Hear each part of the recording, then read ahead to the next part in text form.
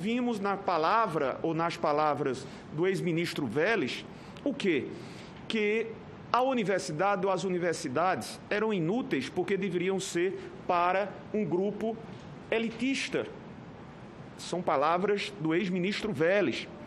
Nesse mesmo diapasão, o que nós ouvimos nas considerações do presidente da República, do próprio presidente da República, que tem o nosso respeito à condição de quem ocupa, a desconsideração, o completo desapreço com as instituições de ensino superior, e eu me recuso a fazer menções como menções feitas pelo ex-ministro, não sei se colega seu, mas ocupou a cadeira que Vossa Excelência ocupa, e Vossa Excelência se distingue tanto, é bom que se resista, inclusive na forma de tratar, o ex-ministro Weintraub, da maneira como ele se dirigia aos estudantes, aos professores de ensino superior, e eu me recuso a fazê-lo, até porque Vossa Excelência se lembra e toda a sociedade brasileira bem o sabe.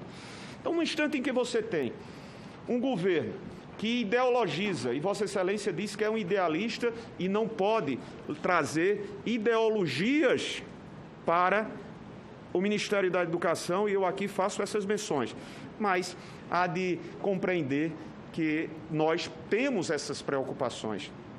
As preocupações de quem, quando houve um ministro que registra que foi infeliz nas colocações, de imediato nós lembramos do que o presidente da República pensa dos professores, dos alunos de determinadas universidades, o que ex-ministros, pelo menos dois destes que antecederam, também pensavam.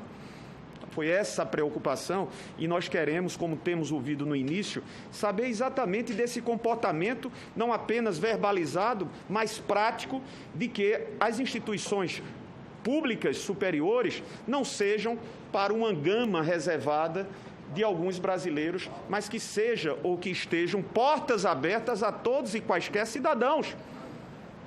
Todos e quaisquer cidadãos. Eu fiz e não concluí, porque a minha formação é no curso de Direito. E lamento não ter concluído o curso de Ciências Sociais.